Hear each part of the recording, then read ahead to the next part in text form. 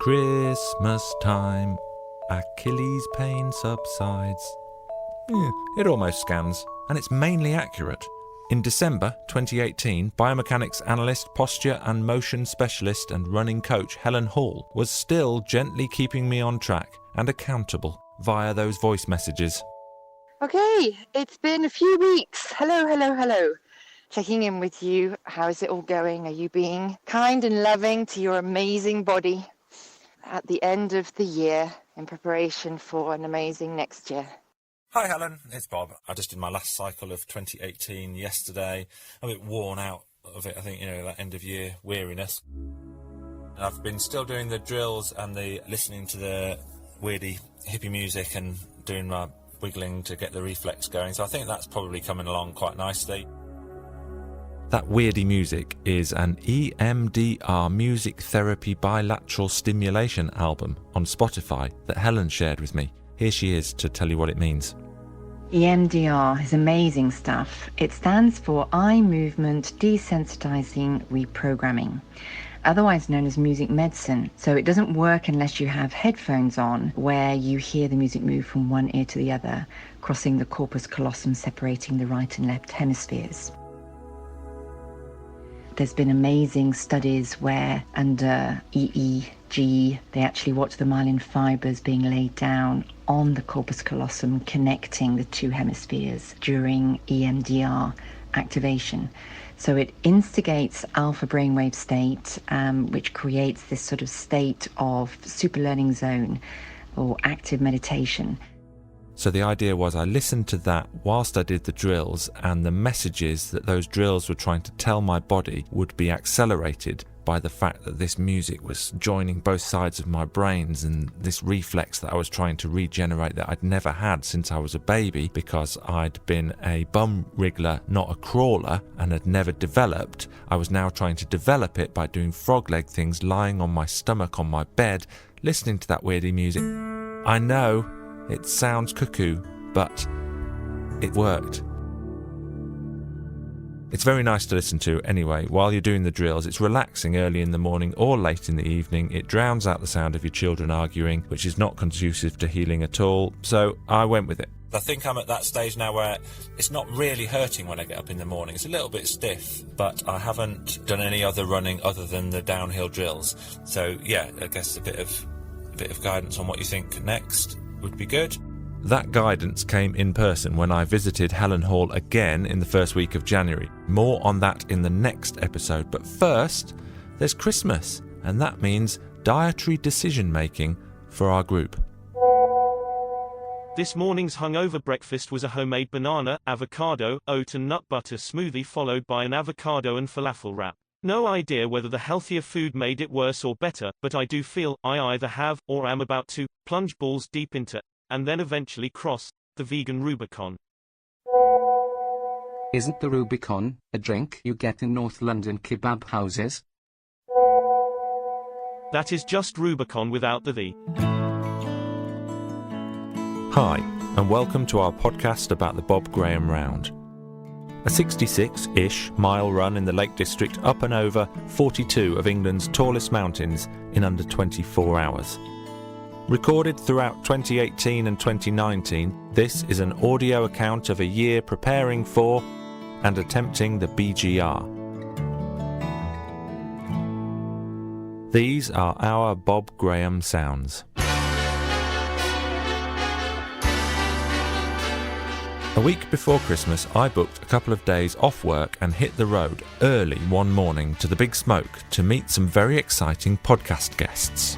Take the National Express when your life's in a mess. It'll make you smile. Due to my tightness, shoestring budget, I took the coach. Welcome to National Express. Rather than pay the extortionate peak time fare on the train into London. A customer information card is located in the seat back in front of you. Please take a moment to familiarise This backfired as an accident closed the Hindhead Tunnel on the A3. The coach driver got lost on the diversion, took his wing mirror off going under a narrow bridge he should have avoided, and had to abandon our journey at Hazelmere. Emergency exits are located at the front and rear of this vehicle and are clearly marked. My first interview appointment in London was at 10, so I took a white-knuckle taxi ride with 2 other disgruntled tight arses, and we ended up on the train anyway. Letting the train take the strain. Ladies and gentlemen, it's your guard speaking, and welcome aboard the Southwest train service to London Waterloo. So much nicer. It ran to time, and after a lovely brisk walk from Waterloo, across the river, through London's glittering West End, and up Regent Street under the Christmas lights, I made it on time to meet Vassos Alexander. Cool. How long about do you need me for?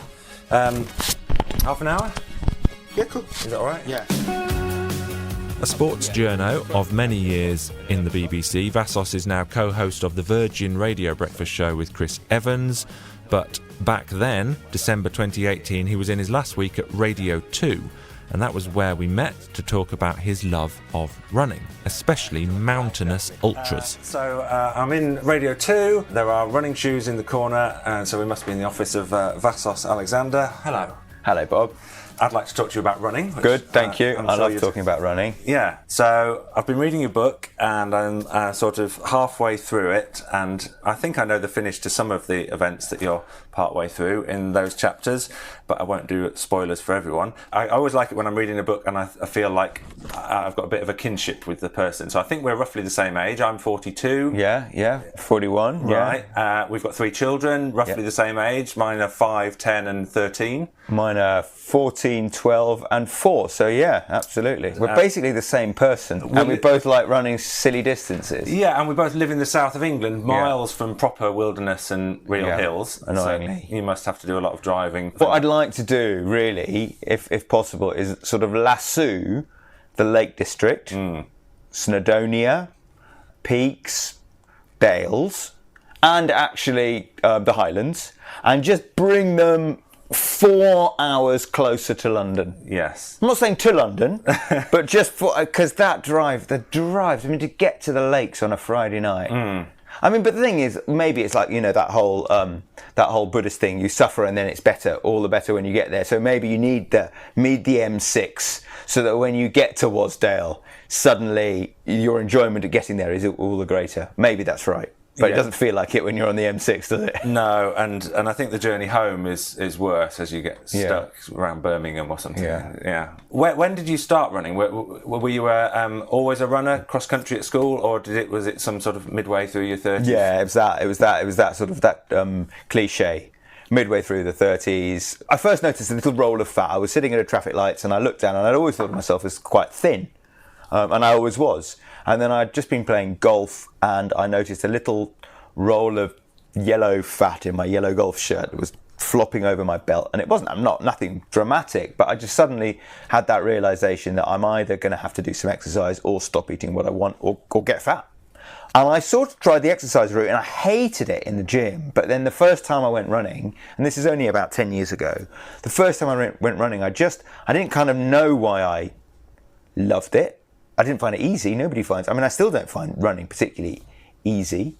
I mean, the odd, wonderful run where everything just feels like flowing. But, it's still, you still have to put your trainers on. You're still sweating when you get home. I mean, it's not like sitting on the sofa. But I found it particularly difficult when I started. But I kind of knew even from those first few runs outside that I'd stumbled on something that was kind of just ticking a lot of boxes for me.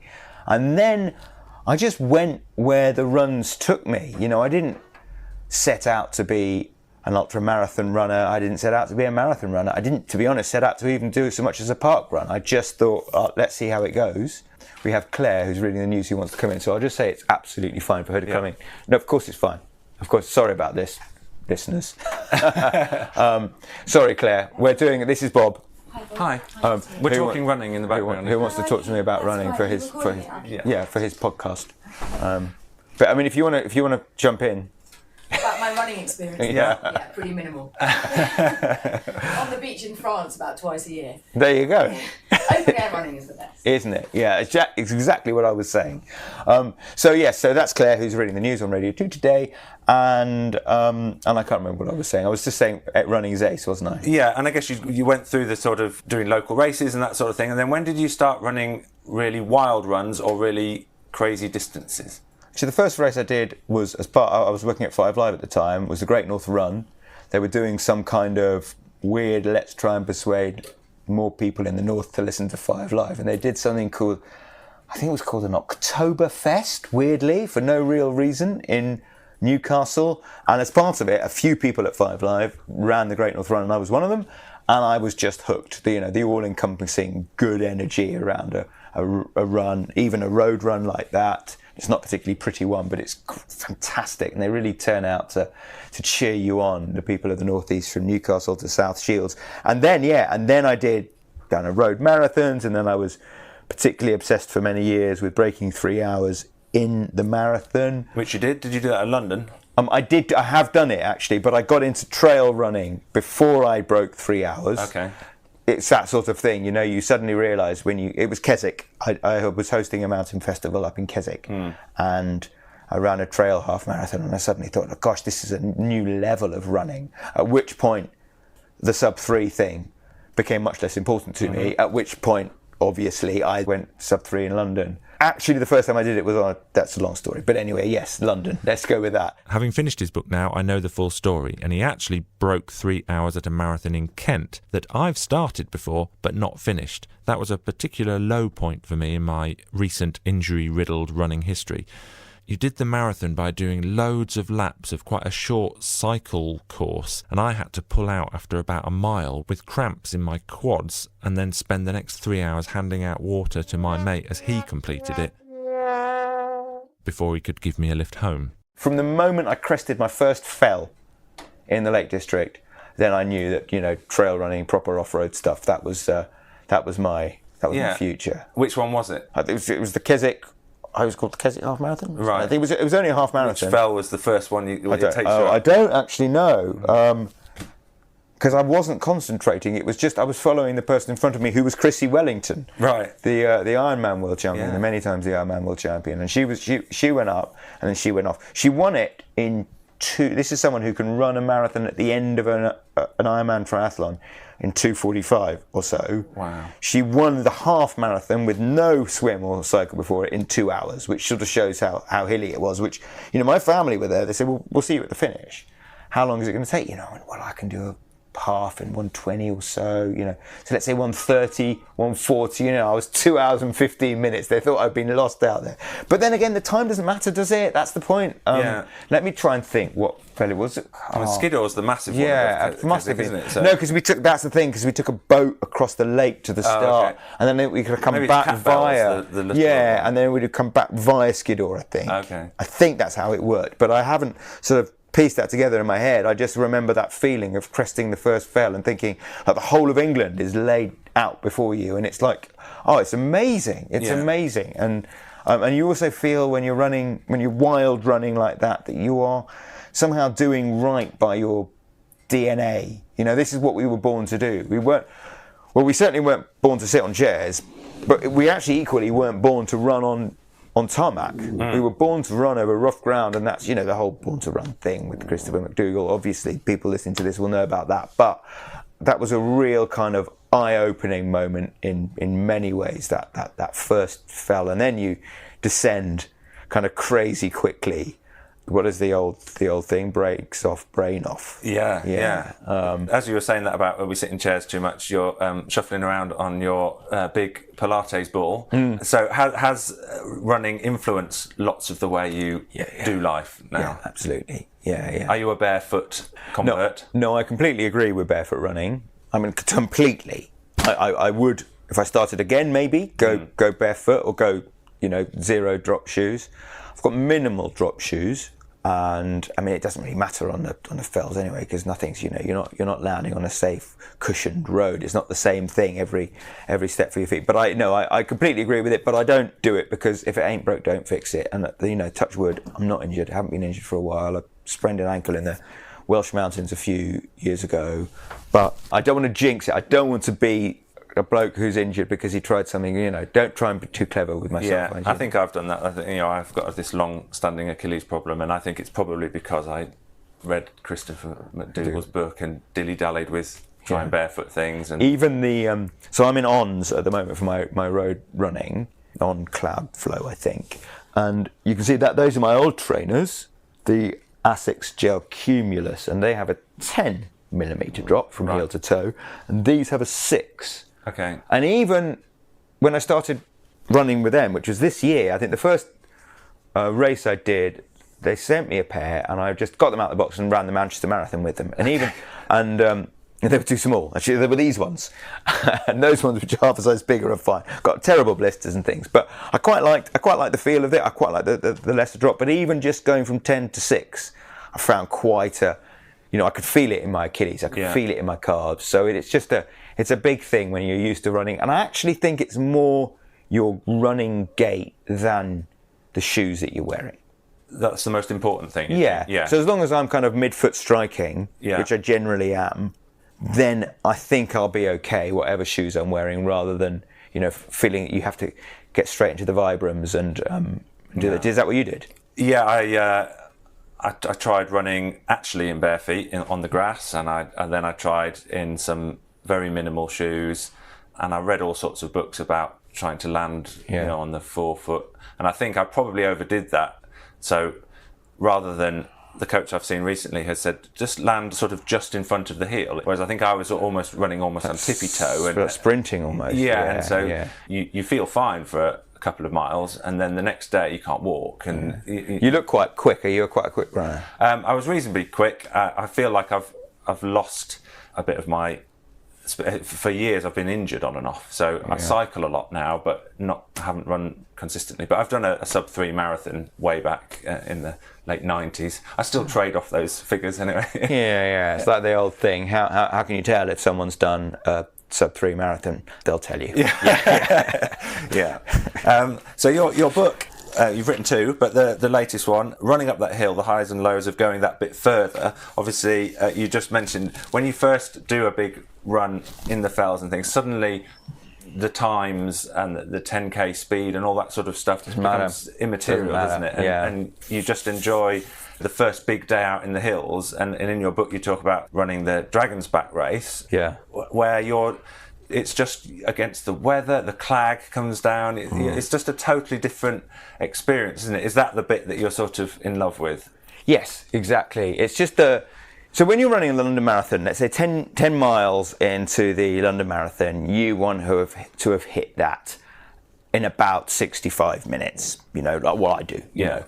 Whereas 10 miles into, a 60-mile day in Snowdonia, who cares how long you've been? You're very much in the moment. Whereas in London, and I absolutely love that. We auction places in the London Marathon every year for children in need, and it makes a load of money. And I love the London Marathon. It's a fantastic event. And in fact, if you were an alien and you said to me, where should I come and land to see humanity at its best? I'd say the Mall on London Marathon Sunday afternoon. It's fantastic. The positive energy, both from the outside the barriers, with people coming to cheer and support, and inside with the runners, and a lot of them are doing it for cheer. It's fantastic, so don't get me wrong. I don't hate road running. I just love trail running, I think, on another level, because you are necessarily running in the future on the road if you're going for a time, whereas on the trail you're very much in the present. And it's also lower intensity, do you know what I mean? You and I could go and run for 5 hours in the lakes, and we'd be chatting the whole time. Whereas in London, you've kind of, you're much closer to your lactate threshold, so you can't enjoy the experience quite as much, I don't think. Plus, of course, there's that added thing that when you're running in somewhere beautiful, you're running in somewhere beautiful. Yeah. And you've got time a bit more to enjoy it. Except when you're going downhill, you've got to concentrate. Yes, because there is added risk as well. That's what I was going to say. As well as the added enjoyment, the beautiful views sometimes, if you're lucky, and the wilderness, there's a level of sometimes fear. I'm nervous going downhill. I'm terrible. I haven't done it enough. I'm terrible. And so I see thinner, lighter, smaller runners, and I think, oh, it's because you're thinner, lighter, smaller, but they just float down the hill. But I think some of it is disengaging the brain and having the guts and the good technique. Yeah, it's not particularly graceful, is it, watching these amazing kind of fell runners going downhill, but it is extraordinary, you know, arms out, and then the speed. So that first fell, I crested in Keswick when I was doing that half marathon. I got to the top at the same time as this other competitor, and I went really fast down that first fell. I mean, I was just right on the limit and bit beyond of control. And within 100 metres, she was 300 metres ahead of me. It was just extraordinary to see. Yeah. And I just don't have that ability to just to disengage the brain quite enough. And I don't really know if I want it. No. I mean, I think you have as well. You mentioned occasions in your book where you're just sort of thinking, "Oh, this is fantastic," and then, whoa, bang! You're on the floor and you've smashed your face. And I've definitely had days in the lakes where it's brilliant, and then you slip, and all of a sudden, broken nose, or it can wake you up. Broken nose. If that's the worst that's going to happen, I disengage the brain. But if it's going to stop me running for a month or 2 months, then, God, is it worth it? And that's what I'm always thinking about. I don't know. I mean, you're injured now, and even when we're walking up the stairs, I could sense your frustration when we were coming up here. That, that you're only allowed to run downhill currently. I mean, that's not you, is it? And no. I love the fact that I'm not injured too much to risk it. Another interesting thing that I wanted to ask you about, you've done the Spartathlon, which you completed. Wikipedia says Spartathlon is a 246-kilometre, 153 miles ultramarathon race held annually in Greece, based on the historical run of Phidippides, who ran from Athens to Sparta before the Battle of Marathon in a day and a half to seek aid against the Persians. 5 Royal Air Force officers attempted the course in 1982, and the competition was started the next year. I'm at the point in your book where you're approaching the big mountain that's sort of 2/3 of the way through, and so the kind of folklore goes, once you've got over the mountain, you'll probably finish. So that's the sort of thing that's going on in your head. But you're really aware that you've gone too fast for that first part. So I wanted you to talk about, because I've never done anything longer than a marathon. So for me, preparing for the Bob Graham round, which we're going to do, that running for a long distance as well as many hours, it will be a first time for me. So I wanted you to describe that point where you think, everything's going fine, and then suddenly it's not going fine, really badly. I've only experienced that in the marathon where I've sort of hit the wall. How is it? You've only got 26 miles to go, whereas you're not going to hit the wall before like 16, are you? No. So then there's But the thing I love about ultra running as well is the problem-solving element. You know that in a race of 153 miles, when you have to do the first marathon in, 3:45, and it's not flat, and the first 50 miles in 8.5. I mean, it's not, they make you push. Yeah. You know that something's going to go wrong. Nothing. You can't have everything go right in 153 miles. It's just, it might happen, but it's not going to happen to someone like me. And there was a moment. It was the last.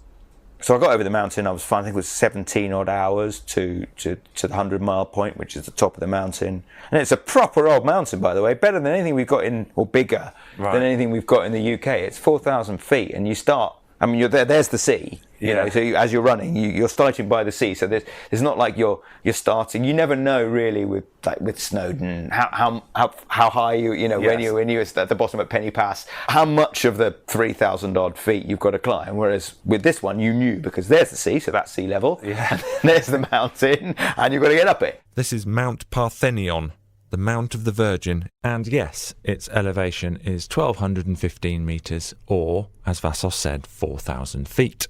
It went badly wrong for me, I would say, from 120, 130 miles in. I mean, ultra runners will know that when you get that sort of trashed feeling in your quads and you carry on through that. And for the first time ever, I was just not able to run. It wasn't that I couldn't or it hurt too much. I just couldn't do it. So I started that sort of power walk, kind of that ultra runners do, usually up hills. But I had to do it the whole time because I kept trying to run, and it just kept not happening. I sort of stumbled to a stop. So I did the power walk, and then that stopped being an option for me as well. So I just didn't know how I was going to, get to the finish. I really didn't. And I'd built up a huge buffer of sort of 6 hours, but even so, it's all about, and again, it's not about time, it's just about you kiss the statue at the end, which is a fantastic finish. You touch the statue of Leonidas in Sparta. And I just wanted to see that statue not from the windows of a bus, because there's the death bus that comes behind. And there are so many checkpoints every sort of 2 or 3 miles, and everyone has the time this checkpoint closes. And if you get to the checkpoint after it closes, that's you done. The race has 75 checkpoints where race officials disqualify you if you fail to meet the time cut-offs or if you look too tired to continue. So it was really quite A, stressful, B, painful. We talked about Chrissy Wellington. She always says she retired from Ironman triathlon racing because she had reached, she knew that the well was no deeper than she had to kind of delve into it for her last race. And that was me, basically. I was right at the bottom I was laid bare on that Greek mountainside with like 20 miles to go. I think the last half marathon took me 4 and a bit hours. Wow. I mean, that was the bit I was looking forward to. They said, like, the last 20 odd K is gently downhill on roads into Sparta. And I was thinking, well, in any state, 2 hours. Yeah. And it was way more than 4, maybe 5. I don't know. I can't remember much of it, to be honest.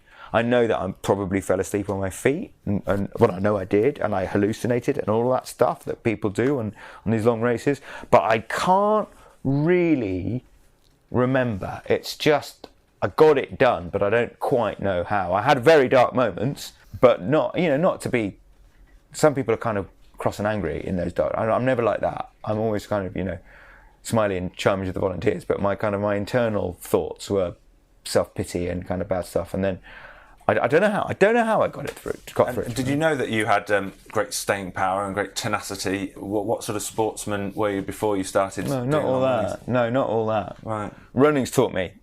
They say running, you find out stuff about yourself. Well, everything I found out about myself through running is the good stuff. So I don't know if anyone has found out kind of bad stuff about themselves through running. I think it's only going to show you at your best, because whatever happens, you've been out for a run. Even if it's 10 minutes and you've had to walk every 30 seconds, it doesn't matter. You've been out for a run. You're better than somebody who hasn't. So it's only going to show you the good stuff, I think. And have you found on the really long runs, have you experienced that sort of transcendental, meditative Zen, I'm 40, 50 miles in and I could run forever? Is it sort of different at 40, 50 miles than it is at 15 miles in a... It just marathon? hurts more, to be honest. Like you do, and there's no getting away from it, however many ultras you do. Well, I don't know, maybe if you've done 100, but I just think that sort of, you feel like when you're running, your quads are trashed, and you just have to get over it. There's nothing, do I feel there's it? I sort of do. I mean, I feel it more on a run that isn't a race. So put me on the Downs by the Jurassic Coast, and I'll be there 3 hours, 4 hours with the dog, and I'm so happy. I literally feel like I could run forever. I don't care if it's uphill or downhill, but look at this place. And the only thing whenever I told my wife I'd be back, but sometimes I get up before dawn to start these runs, so that I bought myself already 3 hours before anyone else wakes up. Yeah. And so then if I want a 5-hour run, I'm only asking for 2 hours, which is only breakfast for the kids. I love that. I love that feeling. And especially a run where you start uphill immediately. So we hire cottages sometimes around there. And if you go straight up and down for the first 10 minutes, then something happens to your legs where you just feel a little bit bionic for the rest of the run. Johnny Brownlee once told me he always starts a run uphill because it just, I don't know what it does to the legs, but it just sort of prepares them. And then the rest of the run is that much easier. So no, I don't feel it so much in a race, because there's always that sort of time element. And there's other people around, and there's other things to enjoy. Whereas the Zen thing, I feel when I'm on my own, I could be lost, I could be not lost. I love that. 1 or 2 questions from our team. There's a little gang of us preparing for the Bob Graham. Mark wanted to know if you have ultra running guilt. How do you get the balance with work and family? You just alluded to buying that early time, maybe getting up early, and fitting mega runs into your life. You just have to run your commute. So I mean, I'm wearing jeans here, but as you can see, running shorts, running shoes. Running socks and shoes, and there's running shorts underneath my jeans, and this is a running top. So you just run your commute. That's 7 miles for me into here, and 7 miles home that aren't that much longer than they would be if I was on the tube or in a cab, or even on a bike. To be honest, how long have you done that for? How many? the time of the. So you incorporate it into your life, and also ultra running. It's not like cycling training. So to do a 100-mile cycle, you're doing 5-6 hour bike rides every weekend. That's a lot. You never do a 5-hour training run. Literally never. You know, you do a 5-hour race. The longest I'll go for a training run is 3 or 4 hours, and maybe that only once before a 100-mile race, and maybe not even, because you can do a 100-mile race on Marathon Fitness, no problem at all. Because again, it's the time doesn't matter. So you know, it's the time of the races, the time of the training, you just don't have to worry about, because it's only running. You know what I mean? An hour's run is a pretty good time. And 2 hours run is fantastic. Yeah. Whereas 2 hours run is like a 6-7 hour bike ride. Both calorie-wise and also training volume-wise. So it's running. It's not an issue. And do you still drag kids and wife along to races? Do they care now about watching you, or is that something? They're you really lovely, my family. Yeah, I mean, I don't. If they want to come, they come. I mean, sometimes I do. You know, if I off to do a marathon with Chris Evans, who I work with, and is my good friend, he will have his family there maybe, and I sometimes won't. We've done a few ahead of New York. London, sometimes they come because it's London, but sometimes they don't as well, because it's a bit of a hassle. If it was the big one was the Spartathlon, but that was Greece, so they didn't come. Yeah. And the Dragon's Back race was Wales, and they've got school and stuff. Yeah. So if possible, they'll come to see me at the finish. There's nothing better than crossing a finishing line with holding your kids' hands. So my wife was there at the end of my first 100-miler, which was wonderful, and not easy for her to get to as well, in Eastbourne, the South Downs Way 100. Yeah. So I love it, but they don't have to. They come running. My son and I do park run most weeks, and we love it because, again, we make it about the run, not the time, even though it's timed, the park run. Yeah. We run around Fulham Palace talking about how terrible, because Craven Cottage, the Fulham football ground, is right there, and we're both Fulham fans. So we basically talk about how terrible Fulham are, or how brilliant they were when it was last season. And we just chat, and it's nice. And, you know, you start the weekend with a nice run with your son, time spent with your son. My daughter Rose now, so she doesn't do so much running. And my youngest, Mary, she does junior park run now. So yes, it's in our family, but I try not to badger them about it, because otherwise you want to put them off, aren't you? Yeah. How do you fit in, as a southern living person, how do you fit in hills? Do you just sort of run up and down to the chip shop on your local hill a million times to get some climb in your legs? Yeah, basically, yeah. There's a hill in Richmond Park. People will know Richmond Park. So if you go in Richmond Gate and go like Pembroke Hill, it's called, up and down this grassy hill from the little kind of the concrete, what are they called, like it's a paving slab at the bottom of the hill, a manhole cover sort of thing, and there's a gate at the top, and just up and down that. I've done it, you know, and it takes about 3 or 4 minutes, I think, to get up and down. Just keep going up and down it. Right. But I tell you what, you know, you feel it the next day. I know it's only a short, sharp hill. And here, if I'm training here, because sometimes I do telly in East London, and I've got a few hours free here. Yeah. Primrose Hill, again, even shorter, but it's still a hill. Yeah. Doesn't need to be Snowdon or, you know, Scarf or Pike to get you going up hills. Where do you? Well, you've got the Downs on your doorstep. Yeah, I'm not far. So I'm in Portsmouth. There's Portsdown Hill, Butser Hill, at the edge of the Downs. Yeah. I mean, but it is up and down, up and down, up and down lots of times. You're in folklore in our gang, because I think I'd emailed you about meeting to do this interview, and you said that you were in the lakes doing repeats on Kirk Fell. That was tough. I'll be honest with you. Who does repeats on Kirk Fell? Kirk Fell is bonkers. Yeah. Because we were there, because the family were there, and I just thought, you know, it's so pretty and perfect, isn't it? It just looks like triangular, like you know, if you were going to draw a fell, you just draw that kind of, like it's an A without the line. It's a capital A, but then, and it's got that path up the middle from Wasdale Head, and you said, well, I'll go up there, and I said I'd do it. How many did I do? 3 or 4? Scott, wow, you know. I mean, you think you'll run up the whole thing, and you can't. Well, maybe some people can, but I can't. Yeah. So you run up about half of it, and then you're hiking up the other half, and it's really steep. And then you come down. I came down. I went up to the top, came down on the left, came round, give myself a little bit of running on the flat by the river there, and then back up and down and back. Oh God, it was tough. But one of my favourite ever runs. Yeah, it is a special place. Is the lakes your favourite place to run, or is it Snowdonia, Greece?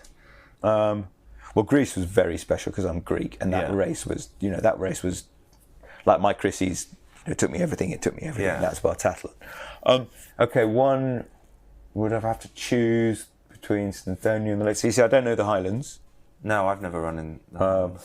So I would say I don't mind, to be honest. I don't mind, and I just did the Om in the Black Mountains, which they were great too.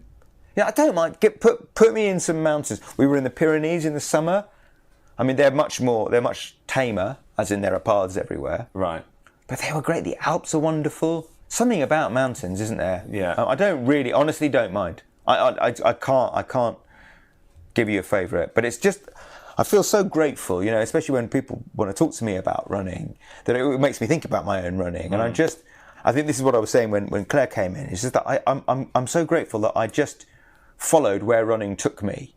And it's taken me into wonderful places like the Lake District and Snowdonia, and running in them is just, I know that the hikers think that we're all nuts and we're not appreciating them, but I think we do. I don't think you connect with a place quite as deeply as you do as when you're running in it.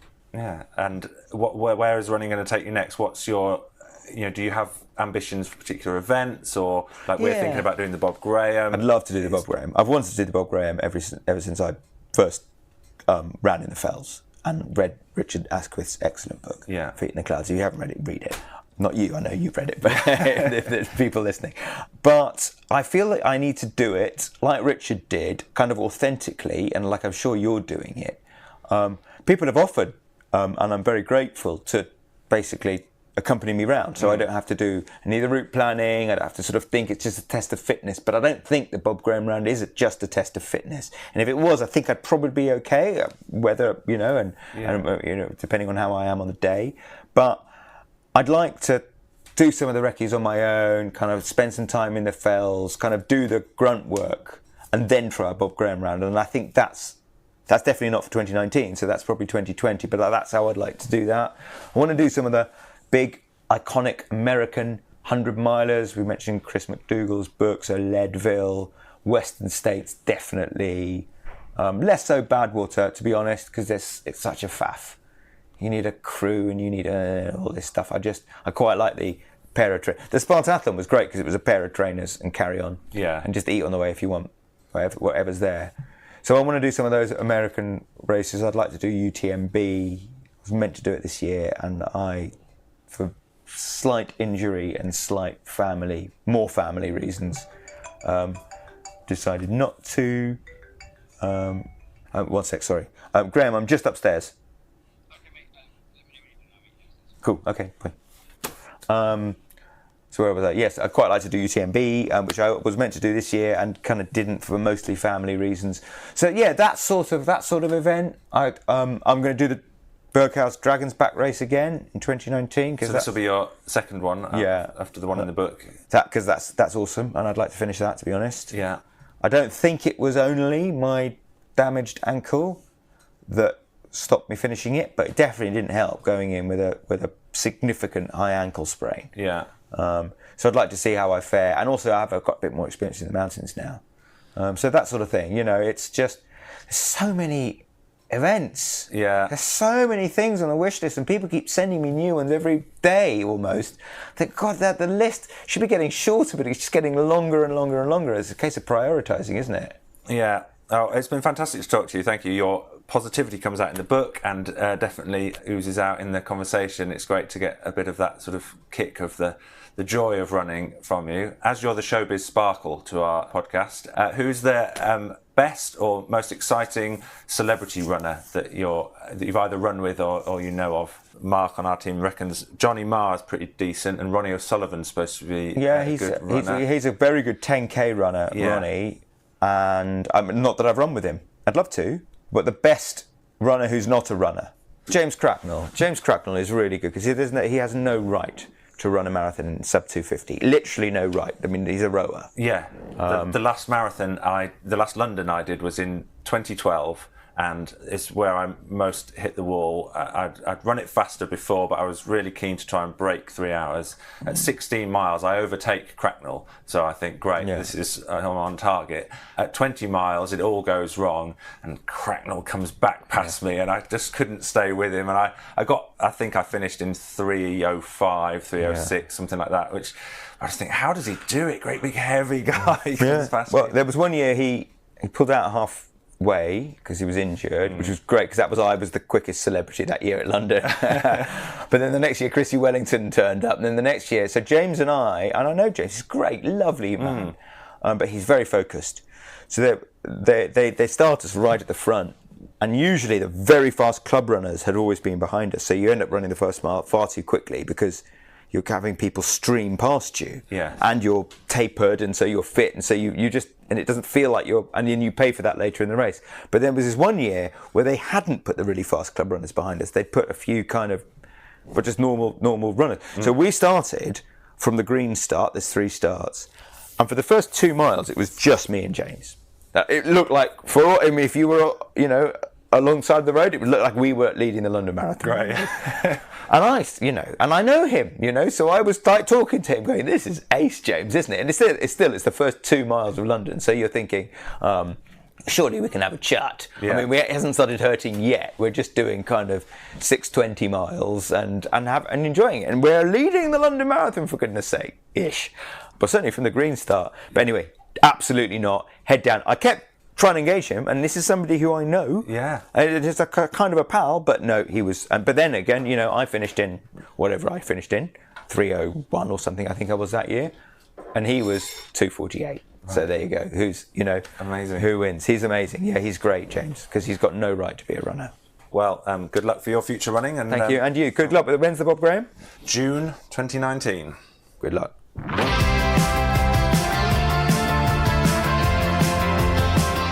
And then he was off. We dashed down the stairs and he met that chap Graham in reception, the one who rang during the interview. They seemed to be going for a run together, rather aptly. Vassos Alexander has written 2 running books, Don't Stop Me Now, 26.2 Tales of a Runner's Obsession, and Running Up That Hill, the highs and lows of going that bit further. He's also the co-host, with Chris Evans, of Run Fest Run, a new running and music festival starting this year held in Windsor's Great Park in May. My London trip was a blend of running and music too. I went from the BBC talking to Vassos to The Guardian to talk to Adaranand Thin, author of Running with the Kenyans, to talk to him about his new book, The Rise of the Ultra Runners, a journey to the edge of human endurance. Which sounds fantastically dramatic. Yeah, so we worked long and hard on that subtitle, Yeah. So in a nutshell, you like to kind of go method. You go to Kenya or you go to Japan. Where have you gone and what have you done for this? Yeah, well, so this time I didn't go to a geographical place, but I went to the world of ultra runners and ultra running. And then I went to the O2 with my spiritual tribe, that's middle-aged hipster dads, to watch one of my favourite bands, The War on Drugs. Much of the music in this episode has been theirs. Then, after a night in a worryingly cheap hotel in Bayswater, I completed my tour of massive media conglomerates in the capital with a trip to News UK. They're next door to the Shard in London Bridge, and it's the home of The Times and the Sunday Times, and I met the travel editor of those august organs, Duncan Craig. He's also an adventure and running writer whose own BGR attempt was the subject of a great article that I'd read in Runner's World a few years back. You were at university with my best mate from school, Beanie. That's right, yeah. Nick. I then sent a copy of an article in the Runner's World saying, is this your mate from university? Some years ago, and it turns out it was. And that article was about you doing the Bob Graham, so here we are. Yeah, no, exactly. That was actually by my good friend Charlie Norton, who I ran it with and trained with. But yes, it was very much about our attempt. Adaranand and Duncan's stories and insight will be the subject of the next couple of podcast episodes. And so, after a whirl of late December podcast preparatory work, I went out on the festive lash with old mates and had to return home via the coach again, nursing a hangover, ready for Christmas with the family before beginning 2019 with renewed Bob Graham fitness focus. It's the 3rd of January 2019, and I am on my way back to see Helen Hall. I was supposed to send you this podcast from the top of a mountain at the weekend in the Lake District, but because I was on top of a mountain, I forgot. The training competition rules for those participating are as follows. 4 scoring categories. Most ascent over the month, fastest 5k, furthest